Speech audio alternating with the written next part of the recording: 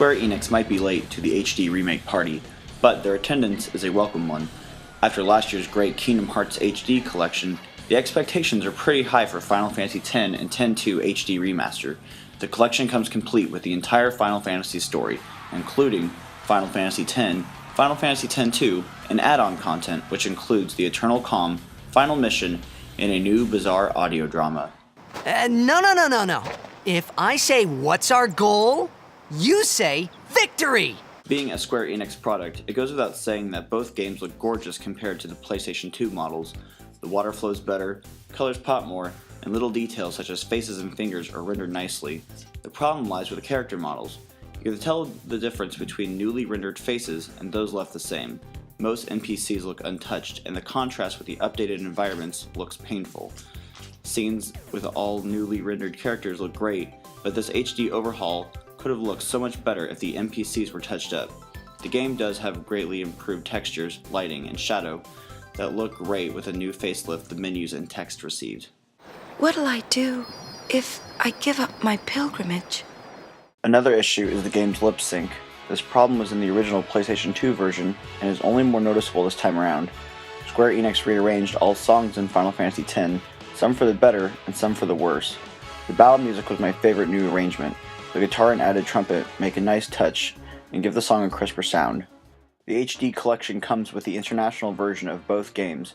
New Aeon boss battles and super boss battles are available along with a new sphere grid. The new grid is challenging and each character is led on a short leveling path. Where to go next is up to the player. I found this version of the grid to be more confusing and less appealing because of spells like Holy are blocked by rare sphere locks. Having played the game several times in the past, I prefer the original sphere grid as it is more straightforward. Both are available in this version.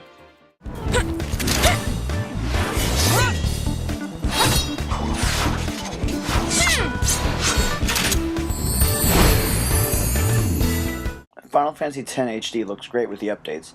However, Final Fantasy X-2 does not have as many touch-ups. The version included is also the international version. It includes new dress spheres, new garment grids, new bosses, locations, and extra creature creation feature. The added bonuses are leaps and bounds above the extra content in Final Fantasy X. The bonus chapters don't really add too much to the collection. The Eternal Calm video isn't well done, the conversations are boring, and the HD touch-ups are barely noticeable. It only acts as a setup between Final Fantasy X and X-2, but not much as it should have. It's the weakest point in the collection. The audio drama is weird and a little confusing. The audio hints at a new game, but Square has offered no clear answer. Although these extra bits are pretty light on content, each piece connects the story together. Stop right there, goers! You guys are smiling now, but not for long! Anyone new to Final Fantasy X should play this collection. The story holds up, and for only $40, it is the best way to experience this classic JRPG. Content-wise, Final Fantasy X and X-2 HD is worth your time. You'll want to spend hours collecting items, finding secrets, and exploring every nook and cranny. Beating the main campaign may take up to 45 hours on both games, but with the post-game content, you can easily spend over 100 hours in the world of Spira. All rendering issues aside, this HD collection is a must-have for any PlayStation 3 owner.